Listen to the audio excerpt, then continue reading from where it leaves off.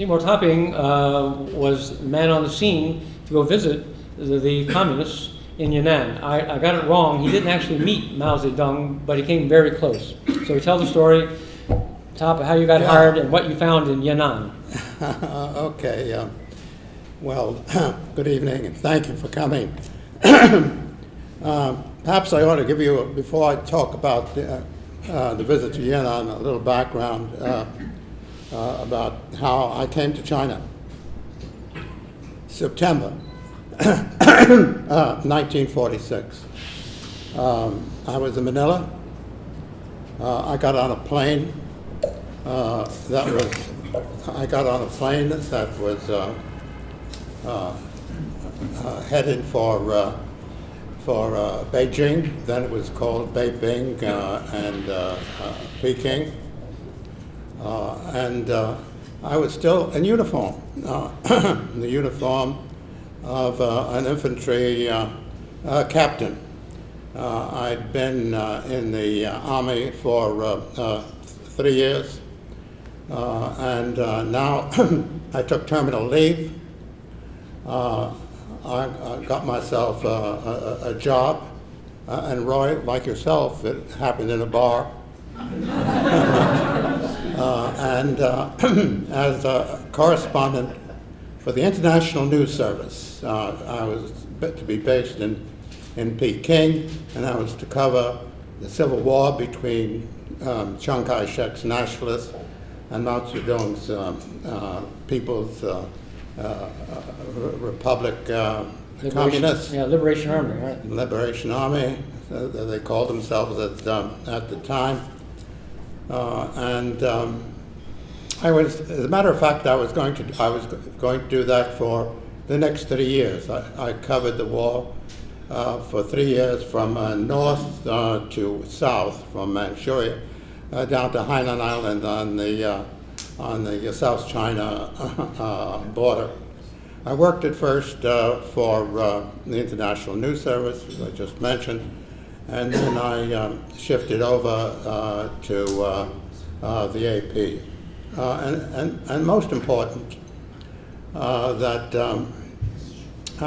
in Nanking, Chiang Kai-shek's capital, I met the beautiful Audrey Ronning. She was the daughter of a Canadian diplomat.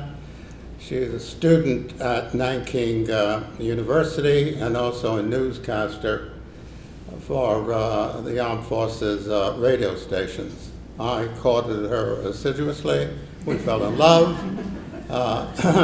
and we became engaged before Audrey, her mother, her siblings, and were evacuated with other diplomatic families when the communists were closing in on Nanking.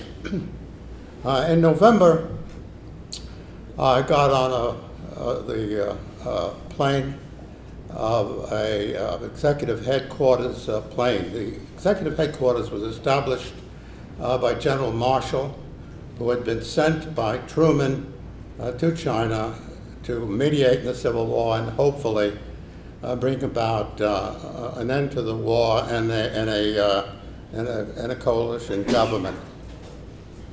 So we flew to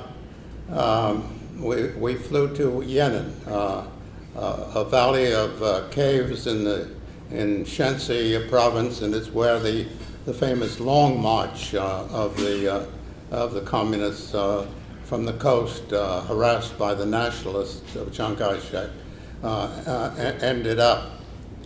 In Yan'an at night, I slept in a cave, like many others, on a rather rude cot.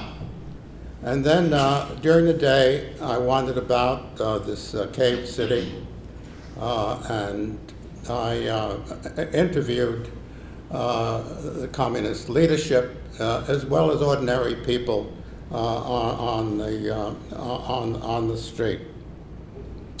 Mao at this time was in seclusion. He was not seen at all during the public events which I attended over the next 10 days or 2 weeks.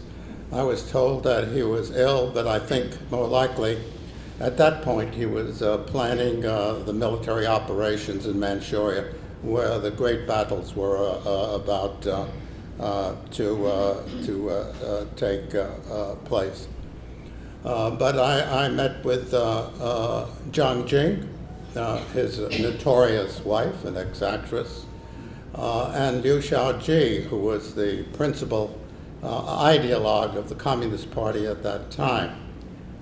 Mao, at this point, was attempting and making overtures to President Truman for cooperation, for some kind of an understanding. And before that, he sent a message to Washington when President Roosevelt was alive, asking to come to Washington and to talk to him. And Roosevelt never got the message. Ambassador Hurley, who supported Chiang Kai-shek very strongly, he blocked the message from getting there. And it was most unfortunate, because if Mao had gotten to Washington and come to some kind of an understanding with Roosevelt, there possibly not have been a Vietnam War or a Korean War. Well, I met with Liu Shaoji and the ideologue, and we sat around a table with other members of the Politburo, and he started off by telling me that among his heroes, people he respected most, was Jefferson and Lincoln.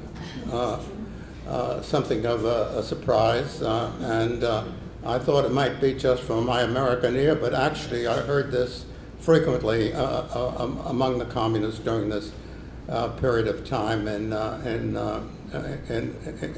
Yan'an.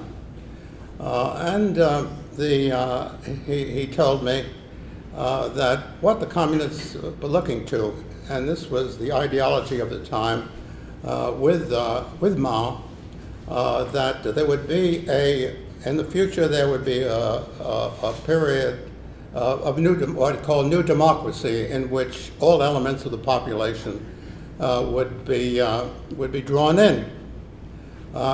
Socialism, communism, very far in the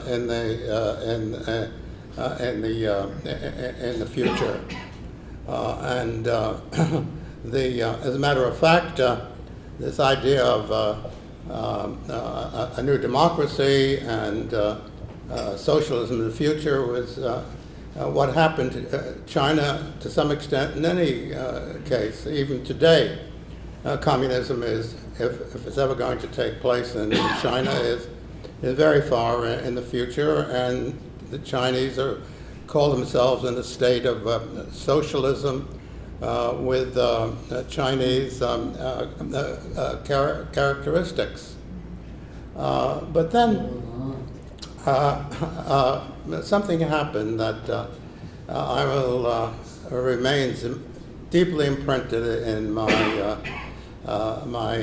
mind. And Zhang Jing invited me to an evening at a performance of peasant dances, and I sat close to her, and she sat just next to Liu Shaoji. Now, why is that scenario so deep in my mind? Because 2 decades later, Zhang Jing was the driving force in the tumultuous cultural revolution. She unseated Liu Shaoji, who was the head of government imprisoned him, and he died there. As for Jiang Jing herself, she attempted a coup with her, what was called the Gang of Four of Shanghai. It was blocked. She was arrested. She was tried. She was sentenced to death, and